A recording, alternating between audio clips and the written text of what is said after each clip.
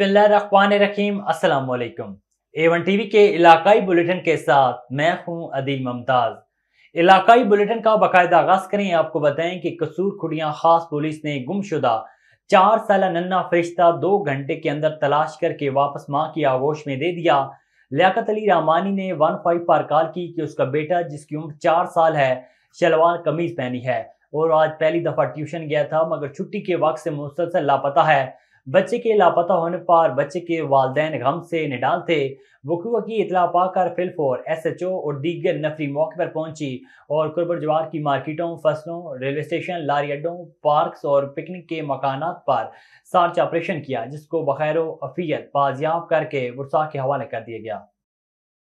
नवाब अली मोहम्मद शहर और इलाके की सियासी समाजी शख्सियत यूनियन कौंसल सईद कोंडो के साबका नाज़म और साबका जिले कौंसल के मेंबर और बग्यो बरादरी की मुअज़्ज़िज़ शख्सियत मोहम्मद हाशिम बग्यो 58 साल की उम्र में अचानक दिल रखने से इंतकाल कर गए।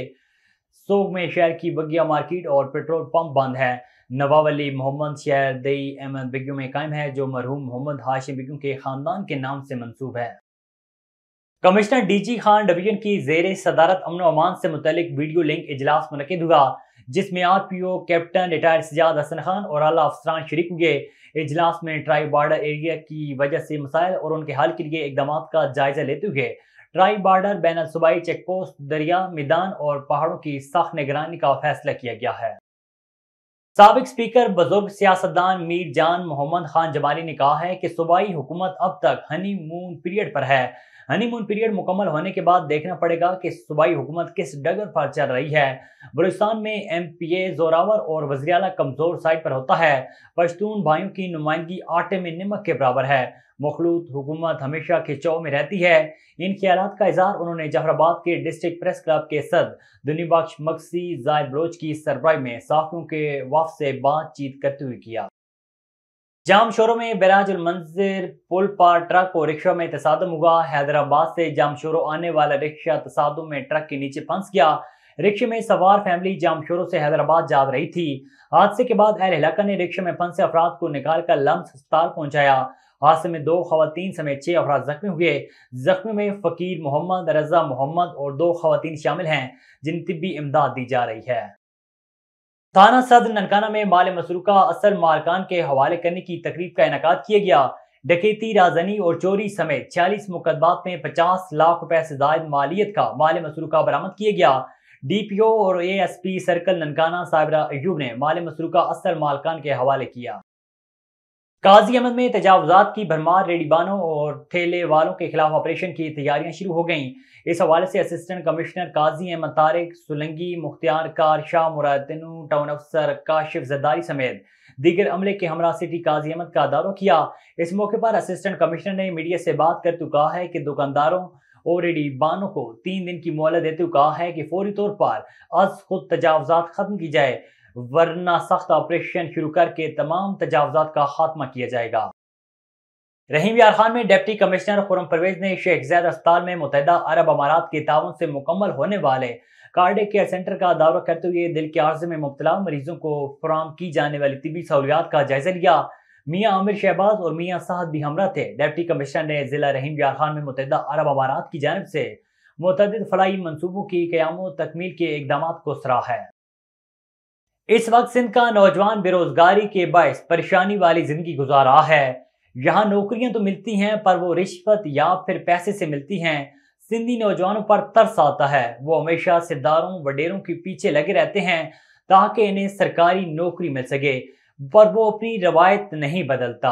मजीद तफसीलात दादू से हमारे नुमाइंदे असगर खान मलाह से। में ही अजमत है जिस बंदे के पास हुनर है और वो अपनी मेहनत से इस महंगाई के दौर में अपने बीवी बच्चों का पेट पाल रहा है। तो मेरे साथ एक मौजूद है कारपेंटर और डेंटिंग करने वाला उस्ताद।